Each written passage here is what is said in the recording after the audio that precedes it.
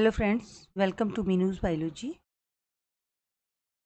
हम इसमें class 12th agriculture bio का चैप्टर 6 जो खरीफ की फसलों के रोग है वो पढ़ रहे हैं। उसके अंदर 2 डिजीज़ेज़ हम पढ़ चुके हैं पार्ट 1 और 2 के अंदर। पार्ट 1 में हमने बाजरे की मृदुरोमेलासिता पढ़ी है और पार्ट 2 के अंदर जो पढ़ा है वो बाजरे का अर्गट रोग है। अब जो पार्ट 3 है उसके अंदर कपास का अम्लानी रोग है, उसकी स्टडी करेंगे। सबसे पहले लेते हैं इसका इंट्रोडक्शन। तो इंट्रोडक्शन में देखिए, जो कपास का अम्लानी रोग है इसका इंट्रोडक्शन पार्ट में आता है कि इसे मुरझान या उकटा के नाम से भी जाना जाता है। तो इसके सामान्य नाम क्या होते हैं? इसके सामान्य नाम मुरझान या उकटा भी होते हैं। कपास उगाए जाने वाले सभी देशों में यह रोग पाया जाता है। तो ये रोग कहाँ उपस्थित होता है? यह उन सभी क्षेत्रों में पाया जाता है जहाँ पे कपास उगाई जाती है। सामान्यतः यह रोग काली मिट्टी में ज़्यादा उग्र रूप से उत्पन्न होता है, क्योंकि काली मिट्टी होती है वो ज़्यादा फेवरेबल होती है कपास के लिए। और यहाँ पे हम पढ़ सकते हैं कि कपास का जो अम्लानी रोग है वो कहाँ, किन क्षेत्रों के अंदर ज़्यादा उग्र रूप से उत्पन्न होता है। तो आंसर होगा काली मिट्टी वाले क्षेत्र। इसके अन्य नाम क्या हैं?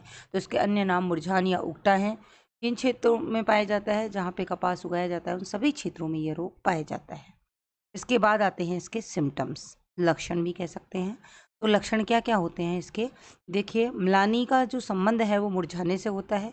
तो जो मुरझाना होता है प्लांट के अंदर, वो देख रहे हैं आप, खेत में यह रोग छोटी छोटी जगह पर या स्मॉल पैचेस के रूप में या स्मॉल एरियाज के रूप में प्रकट होता है, कहीं कहीं पे प्रकट होता है।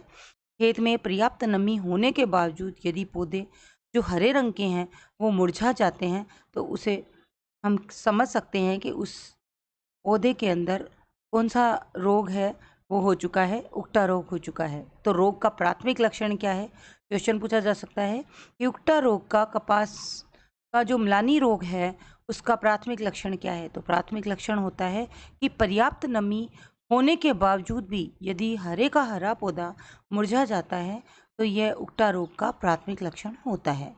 इसके अलावा जो इसकी पत्तियां हैं इसमें वो पीली पड़ जाती हैं, पीली पड़ने के बाद में मुरझा जाती हैं और मुरझाने के बाद में सूखने लगती हैं। धीरे धीरे पूरा पौधा इसमें सूख जाता है। रोगी पौधे की जो जड़ें हैं, जो जल का अवशोषण करती हैं, उनकी जो जाइलम वाहिकाएं होती हैं वो अवरुद्ध हो जाती हैं। यानी जो जाइलम वेसल्स हैं उनकी प्लगिंग हो जाती है, ब्लॉकिंग हो जाती है, जिसकी वजह से जो पानी है वो ऊपर नहीं चढ़ पाता है और वहाँ पे क्या होता है, पौधा है वो मुरझा जाता है। जब जड़ों की छाल को हटाकर हम देखते हैं तो वो भूरे रंग की या काले रंग की दिखाई पड़ती हैं, क्योंकि इसमें एक वर्णक जमा हो जाता है जिसका नाम होता है मेलानिन वर्णक। अब देखिए इसके अंदर नेक्स्ट आपको ये एक पौधा दिखाया गया है। इसके अंदर जो ये पौधा है, ये इसका कुछ भाग है वो यहाँ पे मुरझा गया है, इसलिए मुरझान अवस्था है। फिर धीरे धीरे देखिए, इसकी जड़ों को हटाकर आपने देखा है तो इसके अंदर ये भूरे रंग की इस तरह से धारियाँ मिल रही हैं। जो ये भूरे रंग की धारियाँ हैं ये किसको दिखा रही हैं? ये दिखा रही हैं इसके अंदर जो जाइलम की वेसल्स हैं वो ब्लॉक हो चुकी हैं, या जाइलम की वाहिकाएं हैं वो क्या हो गई हैं, वो उनकी प्लगिंग हो गई है। और ये कवक जनित उकटा रोग होता है। यानी ये जो उकटा रोग है ये किसके द्वारा फैलता है? तो ये कवक जनित रोग है, कवक के द्वारा फैलता है। नेक्स्ट देखिए इसका रोगजनक। अब इसका रोगजनक क्या है? तो यह एक कवक जनित रोग है। कवक का नाम है फ्यूजेरियम ओजिस्पोरम। स्पीसीज क्या है इसकी? वास इन्फेक्टम।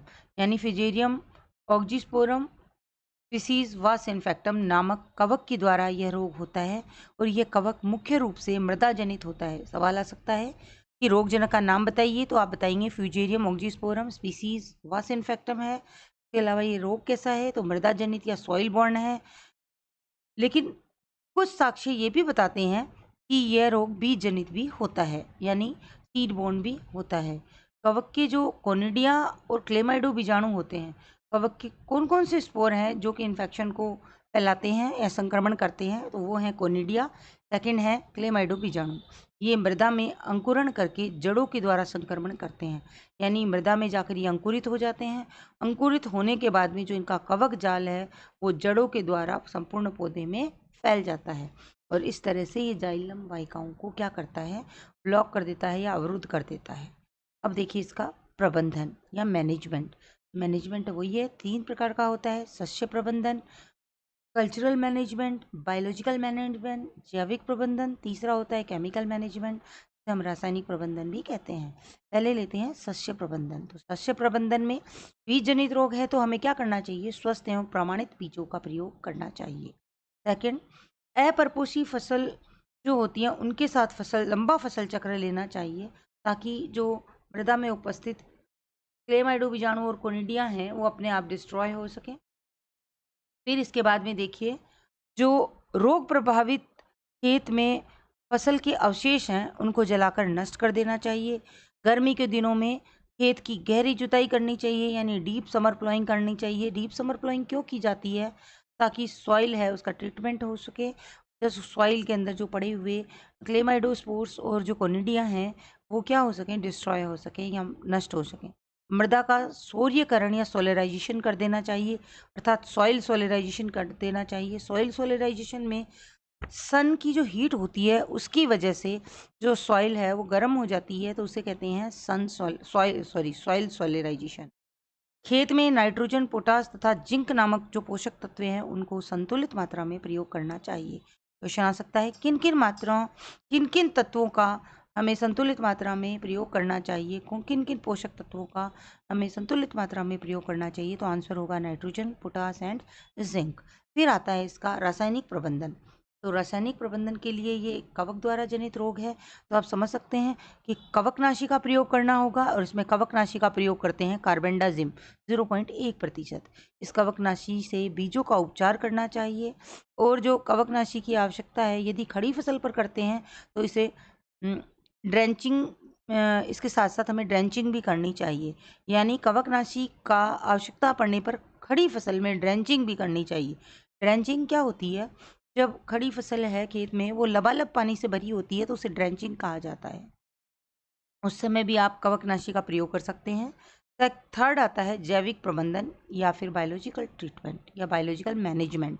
इसके अंदर पहला है कि भूमि का जो उपचार है वो बुआई से पहले हमें ट्राइकोडर्मा कल्चर के द्वारा करना चाहिए, जिसमें 4 किलोग्राम पर हेक्टर के अकॉर्डिंग जो रेट है वो अपनाई जाती है, तथा बुआई के समय जो बीजोपचार किया जाता है वो 4 ग्राम पर केजी सीड के हिसाब से करना चाहिए। यानी बुआई से पहले यदि भूमि का उपचार कर रहे हैं तब तो 4 किलोग्राम पर हेक्टेयर लेंगे, और बुआई के समय यदि बीजों का उपचार कर रहे हैं तो पर केजी जो बीज है उसमें 4 ग्राम ट्राइकोडर्मा कल्चर का यूज़ करना चाहिए। इसके अलावा इसमें रोग प्रतिरोधी किस्मों का प्रयोग करना चाहिए। रोग प्रतिरोधी किस्में इसकी कौन सी हैं?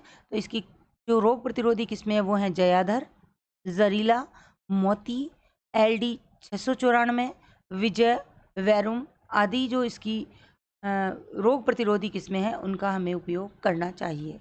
इस तरह से ये जो रोग है ये कंप्लीट होता है।